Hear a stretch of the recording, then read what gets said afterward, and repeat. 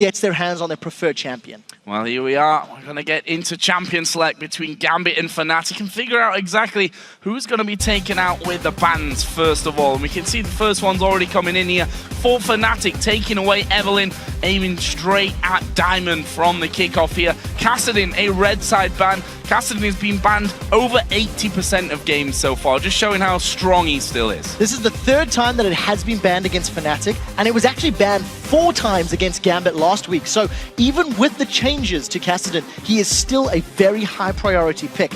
I do just want to touch on that Yasuo ban very quickly. We did notice it banned against Nick and Gambit only once last week. And in some of the Yasuo performances you've seen, there have been some very, very good plays and performances. So quite a strong start as far as the mid lane bans are concerned. Have a look at some of the others then. LeBlanc taken away, another favorite ban, I think we can safely say, against Xpeke, was banned in 2 out of 4 games, also along with Nidalee there as well, another champion which a lot of teams don't want to risk. Xpeke getting his hands on. Final ban here from Fnatic, actually aimed at Darien, taking Irelia out of the mix. A champion which we've seen Darien on in the past, but not a champion that a lot of teams seem to be prioritizing. 2 wins, 1 loss. 2 games, 1 loss for Darien on that Irelia. The LeBlanc pick is especially important because Peke has a 19 KDA on that champion. Played it twice last week, won 1 game, lost 1 game. I think the support picks would be the obvious ones, potentially a jungler. Lee Sin, that's going to deny it from Diamond, and it's going to allow Cyanide to get a comfort pick for him. It also allows Fnatic, if they really want to give that to Soaz. It is a champion we've seen him run in the past, so that versatility can play into Fnatic's hands. Final ban Twitch as well, another champion that we've seen picked and banned a lot. Mostly banned though, you see there, 3/4 of the game's over even, and he's been banned away. So onto the picks then, Fnatic going straight for the jungler here, picking up Lee Sin for Cyanide. That of course could in the end go in the lane, but expecting that to thoroughly be a Cyanide pick. That leaves the likes of Jax open here, which Darien of course has had his hands on previously. In fact, in their loss against Alliance, he played at Jax, not to massive success, it has to be said. The 1-9-4, he ended with that one by the end of things, and it seems like Elise may be the choice here for Gambit. We've seen in the last week, or the Super Week, week 1, that we've really got to kind of work from. The picks in the jungle were very, how can we say this, 4 jungler orientated.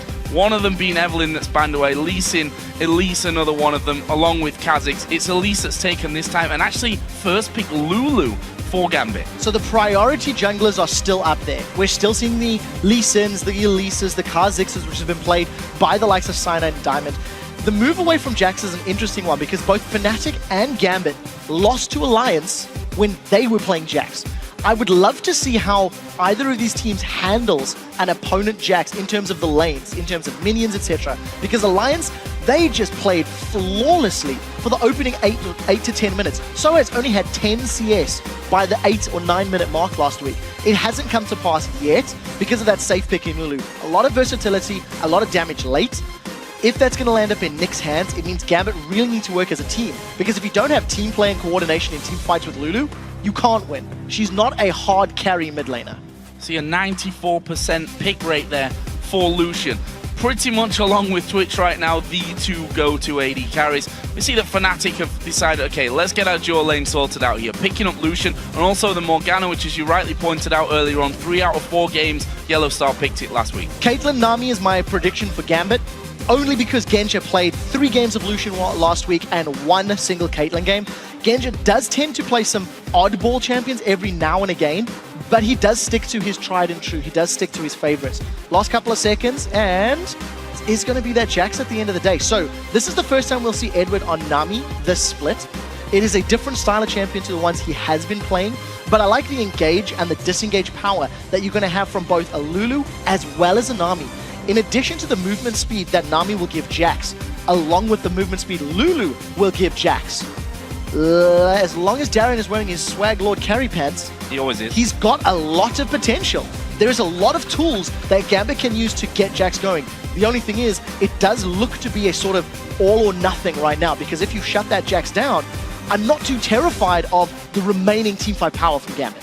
And just to touch on your point from earlier that both these teams lost to Alliance with Jax last week, Funnily enough, both of those games, they were up against the Shyvana from Wicked in the top lane. Fnatic opting for that Shyvana here in lane. And I'd say a very safe last pick for the mid lane here as well with Orianna. So it's safe, almost standard combo from Fnatic. Their composition has, again, got strong engage, strong disengage. What I like is the power that Shyvana and Lee Sin offer you in terms of going in. You've got some strong dive buddies. I'm never enthused when I see an Orianna because it is one of those champions that when the shockwaves are hitting, it is phenomenal. But more often than not, we're not seeing those shockwaves hitting. We're not seeing 3, 4, 5-man decimation shockwaves. But because the rest of the composition from Fnatic is so well-rounded, Shyvana, Lee, Lucian, they can all clean up team fights. A 2-man shockwave can still equal a team fight victory for Fnatic. Last lock-in from Gambit, it is going to be that Caitlyn. We did see a Varus and a Kog'Maw hover, which are Genja specials. He's played both of those champions a lot in the past, but it is Genja being Genja. He's playing a safe, long-range, laning AD carry who can do well in the late game if and when they get there. Yeah, I think the hover over Kog'Maw, which of course has been popular with Nami over in Korea, for example, a little bit weaker in the early game, which is somewhere where actually Gambit have struggled in the past, giving up first bloods a lot of the time in the spring split in that bottom lane. Going for a bit more safety this time around with the Caitlyn in there, so they know they're up against a difficult opponent. Interested to see how Nick does this week as well, because as he mentioned, his opening game for Gambit was very uneventful. He finished 0-0-0 with Nidalee, which is not something we're really used to seeing at all. No, it's not. And the remainder of his games were also questionable. Syndra into LeBlanc, he had a difficult time dealing with Curb, but to be fair, everybody did last week. He did also play that Yasuo and Kayle. So we've seen, this is now 5 games, these are 5 different champions for Nick. He needs to rely on the rest of his team for this Lulu pick to work out. Well, guys, the teams have locked their lineups in, so who do you think's got the advantage? Tweet at LOL Esports with hashtag FNC win or hashtag GMB win, and we'll check in on the results shortly. 83% was the vote for Fnatic from LOLesports.com. I won't say surprised to see that change. I'd be surprised to see a massive swing, though. I would be surprised to see a massive swing. Considering the comps, if Gambit get off to a pretty good start, I think they've got some very strong tools. The range of Caitlyn should keep her relatively safe, and a Jax that is powered up with Lulu and Nami support can carry. Jaxes can 1v5 without Lulu and Nami support, but that makes it a lot easier. What it does put is a lot of emphasis on team fights. If Gambit are on the same page, they're going to be in trouble. Well, we're going to find out here as we head into game for the first matchup of Week 2. Fnatic taking on Gambit. Question is, have Gambit improved over the last week? Hell, have Fnatic improved over their first week here, where they finished 2 for 2? Let's not forget, we're on patch 4.8 here today. A smaller patch in the grand scheme of things recently. Some changes that we'll maybe get into later, but let's not forget here that the trinkets, of course, coming up very, very quickly in the game. Not a 4.8 change, but still there. Yeah, it's something we need to keep track of, because last week in the LCS was the first time that we had seen the 4.7 level 1 invades. In my opinion, Millennium did it better than any other LCS team. They took advantage of the blue trinket to give you that scrying power to do an invade. But what we did see was buff trades. It was pretty rampant and pretty common. And with all of the wards currently available, Fnatic have got a little bit of resources going to this top lane. So the vote is in then from Twitter. 81% for Fnatic was just 85%. So you guys voting a little bit for Gambit here as we get in towards level 1. And there's the first ward blood of the game. Been taken down there. There's the sweeping lens coming into play from Yellow Star, which means that Fnatic feeling confident moving forward towards red. We'll have to see how this pans out for them. Last week there were some invades on blue side with Morgana. If a good Dark Binding can connect, somebody will be in trouble. But this is a very, very good ward from Gambit. It's revealed all of Fnatic, and this should mitigate any threat or potential first bloods, assuming Gambit don't make mistakes. I want to see if Gambit go for a red invade of their own. Assuming Fnatic start Gambit's red, oh, Gambit maybe want to pick a fight, actually. They're going to find Yellow Star. Here they come, Joe. There goes the binding through. Darien getting locked up with that one. Yellow Star down to half HP. The stun not connecting. Cyanide jumps in as well. I think that Fnatic just going to vacate the area here. Gambit decide not to chase, but crucially, protect their red buff. That was actually a very good start for Gambit. They were not afraid of the positioning, and they had the information to work with because of that ward.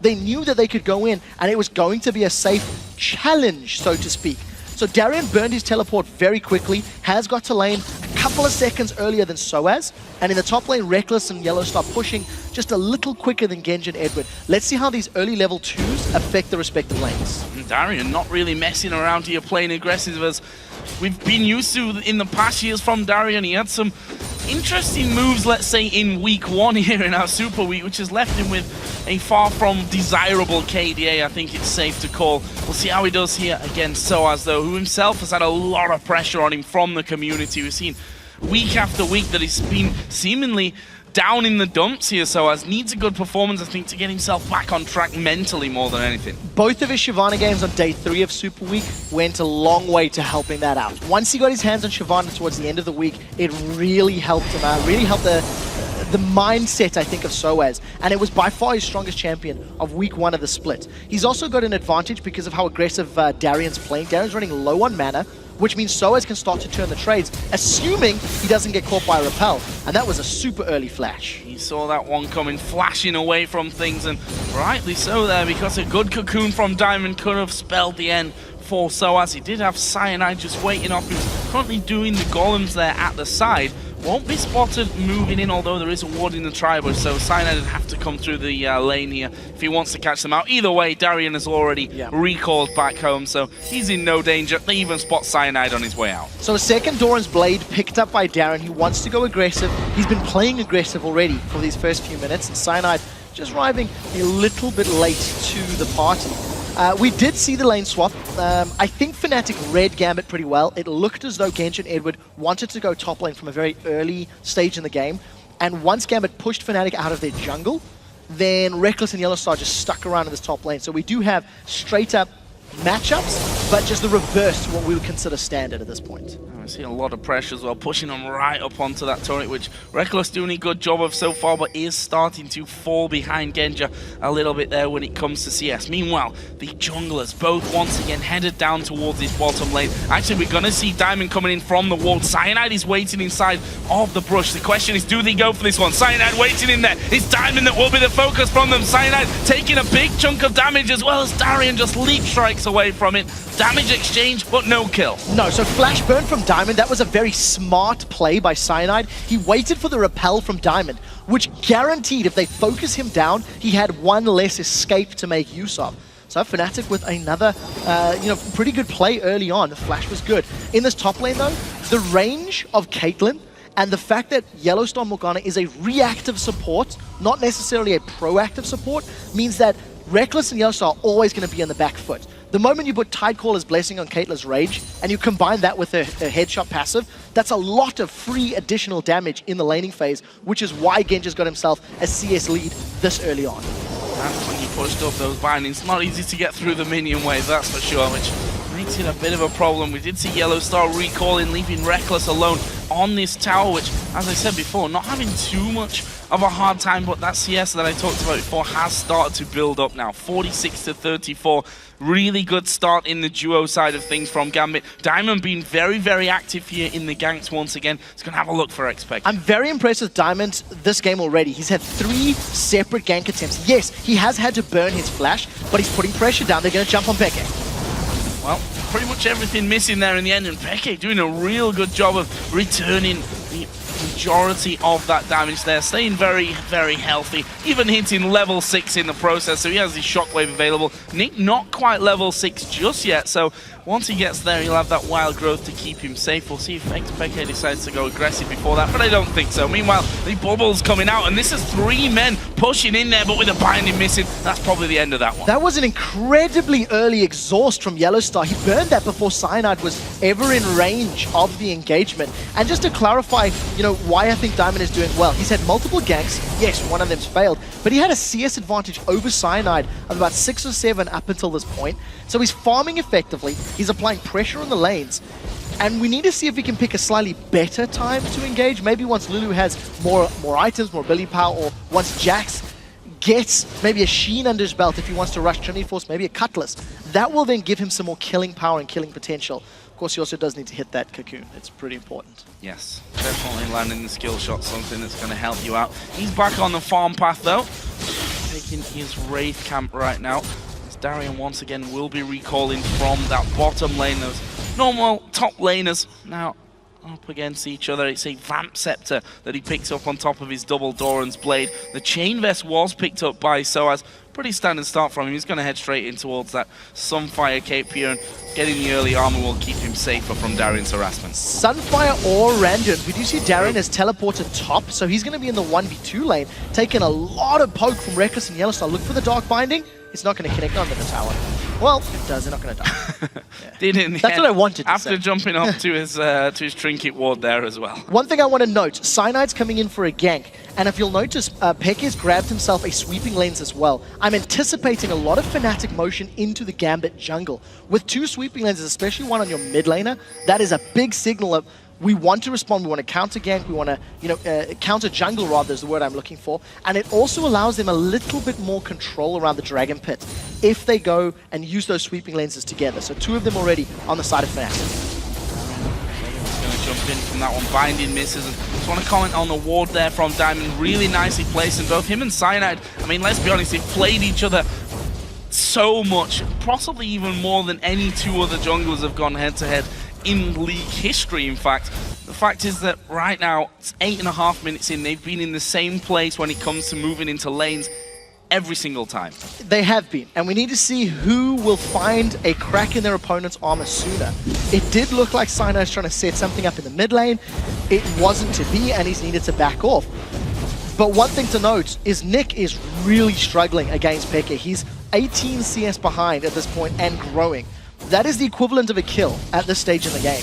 And when you're playing a champion like Lulu, who is very desperate to get farm because she needs items to have that same level of impact, it's going to be a difficult position for her. Lulu is one of the key components to keeping Jax or Caitlyn alive in team fights. So we need to keep our eyes on Nick and how he performs. Funny thing is that swap around from Gambit, taking Jax to the top lane and taking their AD carry support lane, which was actually doing better in the top lane in the 2v2 than Fnatic, has in fact lost in the first tower of the game. It almost brings Reckless even in CS. And actually, that turret in the bottom lane not quite gone down, and Soaz going to dive onto Genja here. Not sure he's quite got the damage to pick himself up a kill. The fact is, though, that Gambit are already doing the Dragon, and Fnatic really need to react to this one. Peke around the side. The Dragon is already fairly low as we see the shot coming through from Genja. That Dragon will go over to Gambit as the first pickup of the game. They're going to try and walk themselves away. He's still got the repel if he really needs it here, Diamond, so not really in any danger. They simply walk out. So this is Gambit showing how they prioritize a dragon and control of the dragon area of the map more than they do a tower. They lost the top outer tower, but that all stems from the fact that they allowed Darren to teleport there earlier on. First dragon goes to Gambit, they stole away the red buff from Fnatic, and now they're trying to secure their own blue buff. It's all on Peke to make a play with the Shockwave or Cyanide to smite steal this blue buff to turn it in Fnatic's favor. For the time being, that's a great Shockwave. Shockwave coming in, there's no follow-up damage. Fnatic don't care here. This is simply a map play, stopping them doing the blue buff in one sweep, but also freeing up this middle lane so that the outer turret can be taken down by Lucian and Morgana, and that's going to go quickly. The blue buff may even be stolen away here by Fnatic on the way through, and that is top-notch play from Fnatic. Very good strategic play. They knew that they had an advantage in that situation thanks to the disengage power of Lee Sin's ultimate, as well as the damage and disengage that a Shockwave is going to offer you. So in a 2 versus 3, 2 versus 4 setup, Fnatic hold Gambit off, prevent them getting their objective, get some very good vision around Gambit's blue buff, and grab their second tower of the game. So in order for Gambit to not fall further behind, they can't run the risk of losing control of their buffs. Because Fnatic are going to set their sights on this bottom turret, I imagine in the next sort of 3 or 4 minutes, it's just going to allow Fnatic to try and invade and get deeper vision. That's not what Gambit wants at this stage. Fnatic having such a great go on that bottom outer turret as well. Worth noting that they actually kept their outer turret still alive, albeit by probably 1 or 2 auto attacks out of Genja there. But they've managed to alleviate that pressure, and you see the map movement from them. Orianna coming round. Lee Sin's going to join the party. That might force Edward and Genja to back away. They do finally have some backup here from Diamond, but that turret is being hammered at. So the tidal wave is available for Edward. In order for a team fight to happen, I think they would need the teleport from Darian to come into play. Nobody can interrupt them because Soaz is pushing that middle lane up. Now this is what Fnatic want to do. With that sweeper picked up by Peke and the focus on the outer turrets, they're trying to get as much of a lead as possible early because Lulu needs time to scale. Caitlyn needs time to scale. Jax needs time to scale. So Fnatic are in a better position right now. If Fnatic do not grow a significant lead in the next 10 to 15 minutes, the composition of Gambit runs the risk of outscaling them. So Fnatic are playing correctly as their comp determines. Right, I'm interested to see how Gambit can turn around this. They've not taken a single tower as of yet, done really no damage apart from a few minion shots here to that mid lane turret. We said it before, the bottom lane is incredibly low, so that's an obvious first choice for them as Diamond comes around here, but they've simply not got the presence there with Reckless and Xpeke, Shockwave being up and the Culling even to throw in on top of that one. No real chance of picking up kills there for Gambit. We still, by the way, 13 minutes into this game, have no first blood as of yet, showing how carefully and more strategically than just piling on in for those ganks and the fights that this game is going. Now this is where Fnatic need to completely grab control of Gambit's jungle. Breaking that inner ring of turrets is actually pretty difficult, especially when teams have fairly reliable wave clear. Caitlyn, Lulu, and Nami have got AoE abilities. Nami's bubble can line up minions, prevent them from landing auto attacks on turrets. And I think if Fnatic do not break the inner line of turrets fairly quickly, you have to be afraid of what Lulu and Jax can do as the game progresses.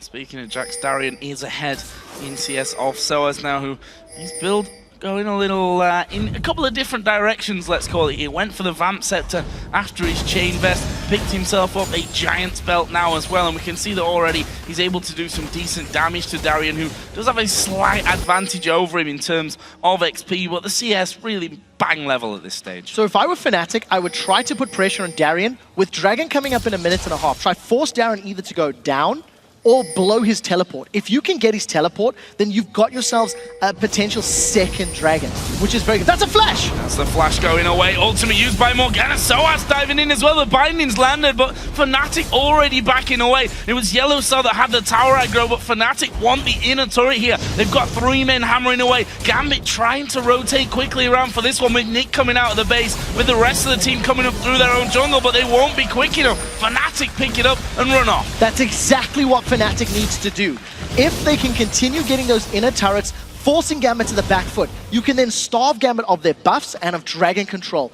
That will allow Fnatic to extend a gold lead to a point where they are very comfortable looking for fights and forcing fights in those situations. It's 2,000 gold with Dragon up in a minute, but we need to keep tabs on Darian's teleport, as Fnatic are going to defend this middle turret. Gambit have yet to take a turret down, despite the bottom turret being on like, what, 2 HP or 20 HP, whatever it is. 26, but I didn't check that at all, just a random guess, maybe, possibly. Genja's already pushing the minion wave, like literally the minion wave will be enough to force that one down, unless, once again, Reckless is the hero and goes to defend. Either way, we've got Dragon coming up here, the more important factor in this game, in 20 seconds.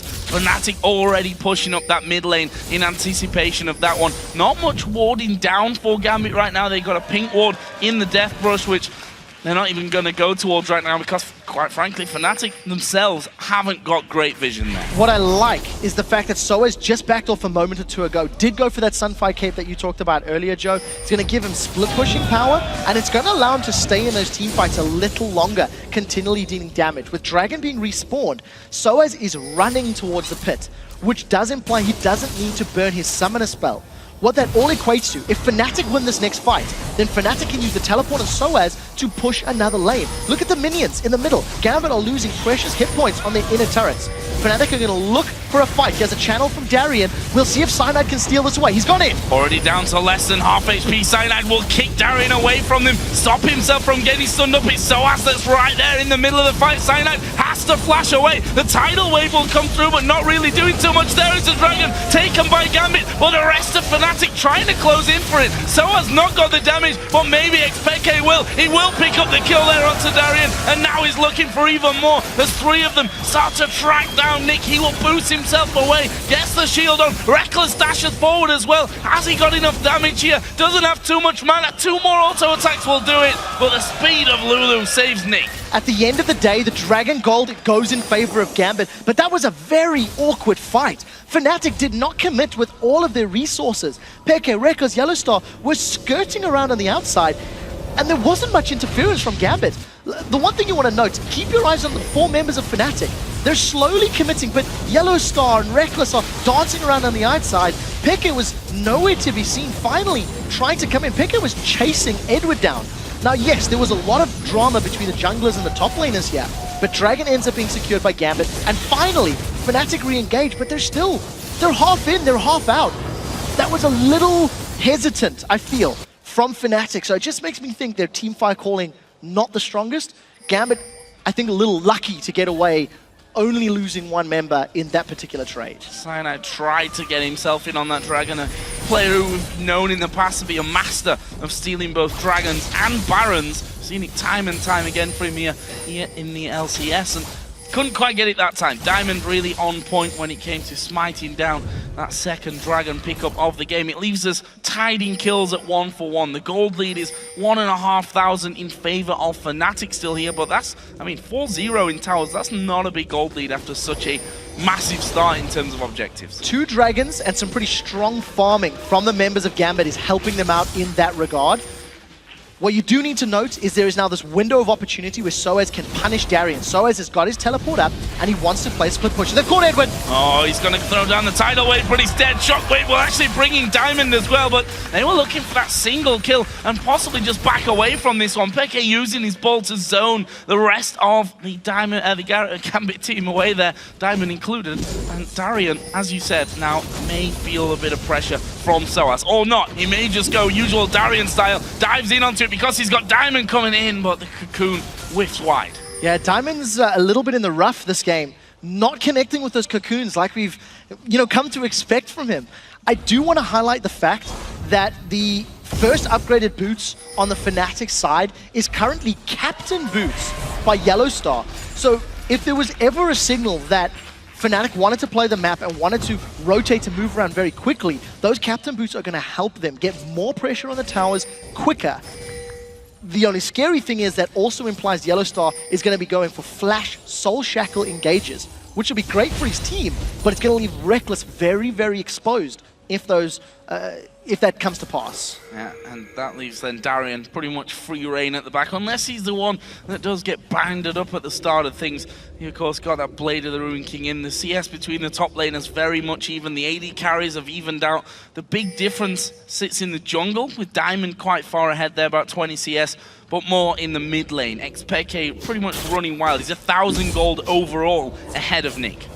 That's a massive CS advantage. Nick is struggling with this Lulu pick, and I think if you play Orianna correctly, you can use the ball to zone and get more of your auto attack harassed down. Unfortunately, we weren't paying too much attention to that mid lane to see if that was Nick just playing too passive and afraid, or if it was Peke playing well. What it does equate to, once Peke gets that death cap completed, there will not be man waves that he's throwing out as long as he gets the right targets. But like I said, I really like the rest of Fnatic's comp for cleaning up. They've got a lot of champions that can run your opponents down and secure those kills, especially now that Soaz has got that Bilgewater Cutlass as well. So an additional tool of crowd control to keep Gambit under control. Let's have a look at the map here, because we've seen Yellow Star on the bottom side of the jungle being quite active in terms of clearing out vision here. See there, another ward going over. We've got 1.5 minutes till the Dragon comes up. 3 men from Fnatic pretty much inside and around that blue buff area. They need to be careful. Gambit have a pretty much full team in here. They did, however, force Diamond to smite that blue buff away. Doesn't go to Nick this time. What I like about Fnatic's push, they were preventing Gambit from getting to that tower very quickly. Had Fnatic had more of the correct members in that mid lane, they could have got more damage on that inner turret. This is the line that Gambit needs to hold. If Gambit can maintain some control of those last 2 inner turrets, it's going to buy them a lot of time to ramp up their champions that need those items and need that gold. But as you can see, Fnatic pushing on multiple fronts. They caught Diamond. I don't know if they're going to go all in for the kill, but they've pushed Gambit away, and now Gambit are going to lose this bottom inner turret. Yeah, they're going to be too late. That's the beauty of this one from Fnatic. Keep a hold of that bottom side of the map. It means that Reckless is safe to push in this bottom lane, and he's already down to half HP before that second minion wave comes through. That's a free turret here. I don't really want to call it a free turret because Fnatic earned it both with vision control and pressure on that bottom side of the map. to force Gambit away and stop them from challenging. The timing was so good. Peke was pushing mid lane, Reckless was pushing bottom lane, and you had Cyanide and Yellowstar in the jungle keeping Gambit's attention. The moment Gambit picked one lane to go to, it allowed Fnatic a left or a right decision to go and push a tower down. So they secure themselves the 5th tower of the game. The scary thing is, with a 4-tower advantage, they're only 2,000 gold up. If Gambit starts securing more of those towers or reply, they should even or overtake Fnatic in total gold. Dragon is respawned and Fnatic at better positioning right now, but they need to rush it down and not get caught by a multi-man Wild Growth, multi-man Counter-Strike. Teleport is available and not needed by Darien. Soaz this time will need a TP in for the fight. In Gambit, there's no hesitation.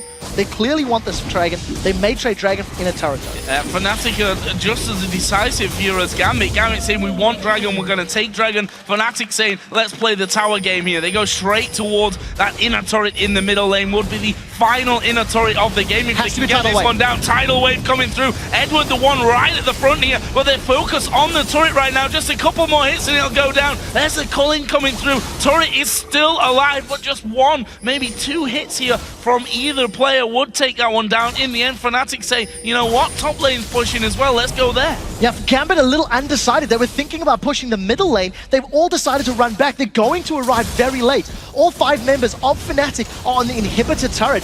This is so massive for them. Against a team where they're a little afraid to team fight, they grab themselves a turret and just completely control the map. Finally, a cocoon hits from Diamond, but it doesn't matter because the rest of his team can't respond. Not sure whether Gambit really played that as best they possibly could. They thought they'd force them away from that inner turret. Top lane pushing all the way through, and Fnatic very, very quick to decide. Something that I think has been lacking in a lot of Fnatic's play in recent months. If you look at them from All-Stars, even sometimes in the spring split, and certainly here in the early games of the summer split as well, they seem to have done a lot of work this week because they're more decisive than we've seen them in a long time. There is a risk though. If Fnatic ever get caught as a 3 or 4-man team, Jax, Lulu, and Nami can hold them in place long enough for Jax to tear them apart. So Fnatic need to be 100% on point with their ward control, which is what we've seen multiple times in Gambit's jungle, and their decision making. Fnatic have always found a way to just squeeze through Gambit as a team and grab the towers they want. A light breath of fresh air will knock down this mid inner turret, and then all of a sudden Gambit now need to redouble their efforts at vision, and also not get caught napping, because they really have been. Fnatic have just said, well, we know Gambit's going to go for Dragon, so screw it. Give them Dragon, we'll grab, that's going to be an inner turret and an inhibitor turret for 1 Dragon. That was what Gambit got from this whole deal a few minutes ago. That turret's not going to be coming up, and Fnatic can always challenge for the next Dragon to come in. We see there Xpeke bullying Darien away completely. He's going random in Zoman as his second item after picking up earlier on that Blade of the Ruined King. Other side, we see that Soaz keeping up that trend of kind of half here, half there. Got a Warden's Mail, but also got his Cutlass, so he's going to come out in the end with 3 big items, a Sunfire Cape, the Randuins, and a Blade of the Ruined King a little bit later. I really like Fnatic's decision-making around the map. We have still yet to see their overall communication level in team fights. It does look like they've caught Diamond. There goes the shockwave as well. Have they got the damage to finish off? Soaz is going to try and chase into this one. He's already used the Cutlass here, and that will be a good lookup. But Darien's actually in behind them. He's already causing problems, but Reckless joining the party, throws down the Cutlass. They actually kicked him away there from the culling, and now they try and turn this one around. Soaz the first focus, but in the end, Gambit not feeling strong enough. They finally have Genja there with them, but Fnatic have already backed away from danger. The strongest tools for Gambit revolve around that Tidal Wave and the Wild Growth. I think Nick did the right thing. He held onto the Wild Growth for a long time. The fact that that ultimate is available means that Fnatic need to be very wary if they want to continue that extended fight. If Jax gets into 2 or 3 members and knocks them up and slows them down, they're in trouble. Now Genja is on the back foot, flashes away the Dark One. He needed to do that. Yeah, I think it was waiting to see, am I in range? Is it going to time out there before it hits me? I don't know. I can't risk that. Flash away. Good move from Genja to stay safe. We're almost half an hour into this game. 2-1 in kills, showing how much more focus has been put here, specifically I think from Fnatic onto getting those towers and getting out quickly than sticking around trying to fight. That's what I actually appreciate is, oh, Darren's in trouble. Doesn't have his flash either. Does he have a ward to put down? Does have his trinket ward actually, so gonna need to hop away. But what I really like is, even though it's a low kill count, it does mean that it's still been an action-packed game. Fnatic have found moments where they can jump in and punish Gambit. Unfortunately, grabs some Baron aggro. I just very quickly want to highlight on Genja being forced to blow his flash. Last week, a lot of members of Gambit, Darian had multiple times, Genja multiple times, even Edward, were caught out of position and gave up free kills that they did not need to do. This time around, it only cost Genja his flash. I say it only cost him his flash like it's nonchalant, but if Soaz or Cyanide jump on him, that could cost his life because he doesn't have a flash for a very important team fight at 30 minutes. We'll see if it comes back to haunt him. See more wards being cleared at the Baron area. Gambit themselves moving in. Keep an eye on that bottom lane as Yellowstar going to get jumped on there. Not too much. Well, there was quite a lot of damage, but nothing really to follow up as Cyanide going right into the middle of the team. Not sure about this one. He's going to fall very, very low. Soaz will come in to try and rescue him. Diamond now there as well. And there is Yellowstar giving him the heal from the Mikhails. And it's Diamond that could be in trouble. Half HP for him. Hard to hit those binding with the Spiderlings there as well. But Gambit able to fend off that attack. We do see on the top lane though, those minions still pushing in. Fnatic going to push up middle possibly? No, they're not. So two things. Number one, Peke was forced away. That was a fight on two fronts and Peke gave up his life. Secondarily to that, Fnatic only started to pick fights when there was massive minion waves in the bottom and top lane pushing against Gambit's base. Gambit have done a very poor job of controlling the minion waves and forcing Fnatic to defend.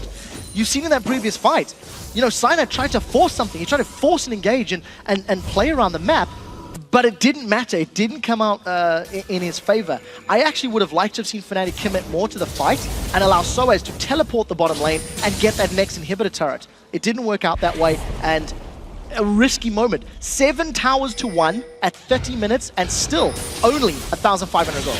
Crazy stuff, and that's going to become a little bit less here as Gambit will claim themselves a dragon for nothing. There was a ward down in the back of the pit from Fnatic, but 4 dragons out of 4 leave them just 500 gold behind. 6 towers down. That is incredibly well done here. I just want to touch on the mid lane again because we were talking earlier about how Peke had farmed himself to a massive lead. That has been brought back with those waves constantly pushing up against Gambit, and Nick has done a great job of bringing himself to almost level there on the CS. Now this is the point in the game where if Gambit get caught with their pants around their ankles, they will give up an inhibitor. If, however, they have the appropriate vision and do not get out-rotated by Fnatic, they have a very strong team fight composition. We'll see how Gambit plays the Baron dance, because we are in Europe and dancing around Baron is a requirement of every LCS level game. Vision has been in favor of Fnatic for most of the last 6 minutes, and Gambit have done not a great job of countering it. They face-checked previously, Cyanide got caught out. This time around, they're once again just using brute force.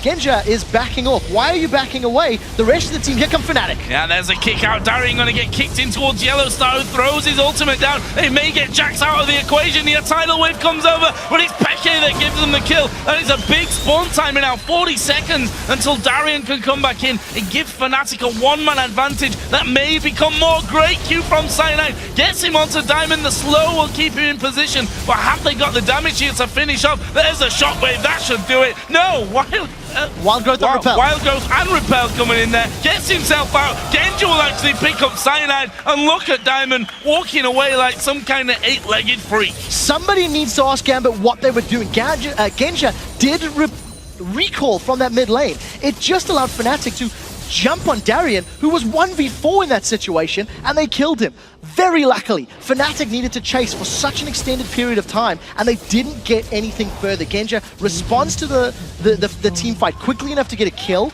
and to grab Gambit's second tower of the game.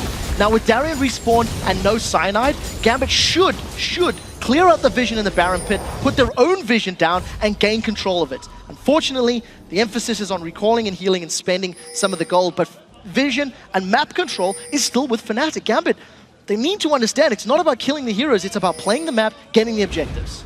I hate to be the one that brings up All-Star here as well for Fnatic, but chasing kills was something that they did time and time again in Paris, and were really punished for doing so. We saw there again, chasing down Diamond, Wild Growth, Repel, keeping him alive. And we see now that Fnatic actually turning straight towards the Baron. There's vision in there for Gambit, but Fnatic are sticking to it. Crucially, there's no tidal wave yet. Edward needs to buy some more time. Baron has been shredded down to less than a third. If Darian gets in there with a good counter-strike, that's going to be great. That's what they wanted. Wild Growth coming in as well. Peke is going to go down here, surely. He does get the shockwave up, but Nick will secure the kill for them. Tidal wave goes through as well, and Fnatic being forced back here as Darian jumps in again. The culling will force Gambit to back away somewhat, but with one man down on a 40-second spawn timer, Gambit the ones now with prime position on the Baron itself. Fnatic have to challenge for this somehow, or are they just going to give it up? Cyanide's looking for the steal. He needs to have a perfect smite. Edward is looking for the bubble. Let's see if he can get it. King of Steals, can he do it again? Q goes through, but he's already dead. They've got the walls over. Gambit get the kill, secure the Baron as well. Really well played, and Fnatic again gonna be looking back on that one and saying what happened to us. That was a very risky move to start with, and it's cost them. Fnatic took too long to try and force that objective. At 30 minutes on the clock, the Blade of the Ruined King, as well as that Random Zone, were complete for Darian. He jumped into 4 members, completely aware Wild Growth was going to help them out. Gambit have only got 3 towers, but it's 3 crucial towers as this opened them up onto this middle inhibitor trap. They've caught Yellow Star. Nobody's going to go for it just yet. No follow through. It's actually going to be Edward, I think, that was tanking up the turret there for a while. Gendra also getting a hit from the newly respawned in XPK, but Gambit with that fresh Baron buff move through, take themselves the inhibitor turret. Funnily enough, only their 4th turret of the game, and now they're setting up a trap. This could be dangerous. Well, or not. Yellow Star just throwing down his tormented soil. Gambit continue to back away. So they're going to get back. They should even be able to spend their money and get in place to challenge for Dragon. He got so much of it as well. Look at that. Massive amount of cash. 3k gold for Nick. He's got 1,500 more than Peke. This is a very strong swing in power. You know, Gambit's composition was always going to scale. It was always going to do effectively. And Fnatic played the early and the mid game pretty effectively. They got a lot of towers down. They had, I would say, complete map control. But unfortunately, they couldn't punish Gambit hard enough. They only had a 2,000 gold lead, and Gambit could still pick and choose the fights they wanted. Even with a non-ideal team fight earlier, Gambit made it work. They made their composition survive long enough to weaken Fnatic's composition. Incredible game so far. Still only 8 kills into this 35-minute game up until now. 7-4 Fnatic leading on those towers. They've both gotten an inhibitor turret down a piece. Obviously, Fnatic taking the top inhib turret of Gambit away earlier on. The middle one down after that Baron pickup by Gambit. We've got 30 seconds till Dragon, which the way this game has gone, you'd think Gambit will be the ones in position from that one, but Fnatic could do with that bit of a boost. But is it worth it? This is a Baroned up Gambit. So at this point in time, if Fnatic get Dragon, Gambit should be happy to put more pressure on the map. The next big team fight can and most likely will determine the victor of the game. With an exposed inhibitor, if anyone loses quite heavily, that's it. You will lose your base. Fnatic need to catch Gambit out of position. Fnatic needs to catch multiple members of Gambit defending, or for example, in this scenario, get them under a tower with only 2 or 3 members of the team alive. Gambit grab their 5th tower of the game, and you see they're still putting pressure on the rest of Gambit barreling down mid lane. This could be so scary. If Fnatic encompass and catch Gambit, they could get an inhibitor.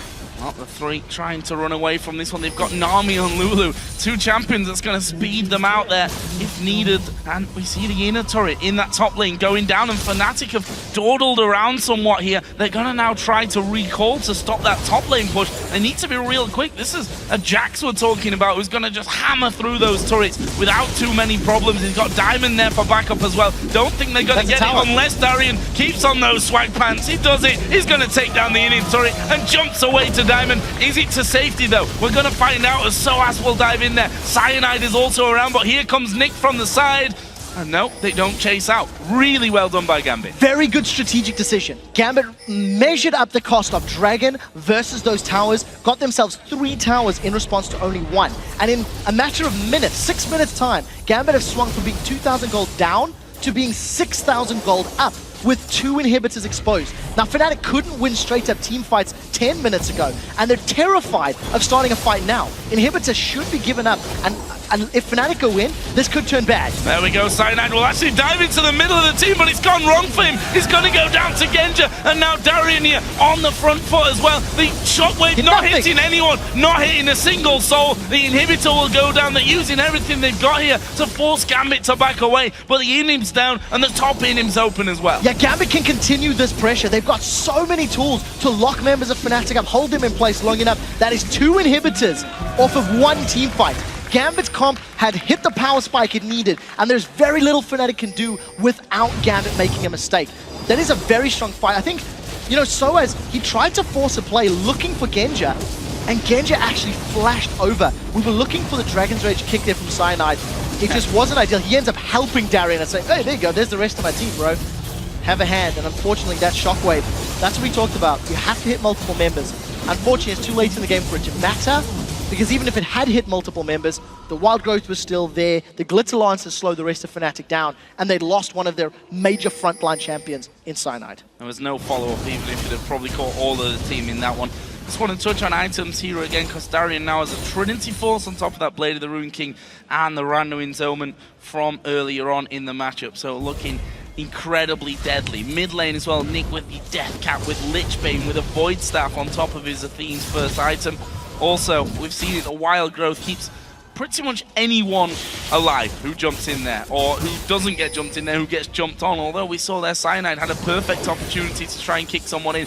Gambit controlled him completely, and in the end it was a panic kick, I think, more than anything, that sent Darien into the rest of the team. Very good play from Gambit, simply having a comp that they gave up, I think, calculated towers early, the outer turrets. They then got pushed around for the inner turrets. Those were mistakes. They were caught unawares, and now they've just hit this power spike that their comp is simply superior. Because of the protection that Nami and Lulu offer Jax, you haven't felt that Darien is at threat of really going down for the last few team fights. Super minions barreling top and middle, Gambit playing this by the numbers, just getting control of the map, and I think they'll siege up this bottom turret either until Baron respawns in a minute, or until super minions pull a team member away.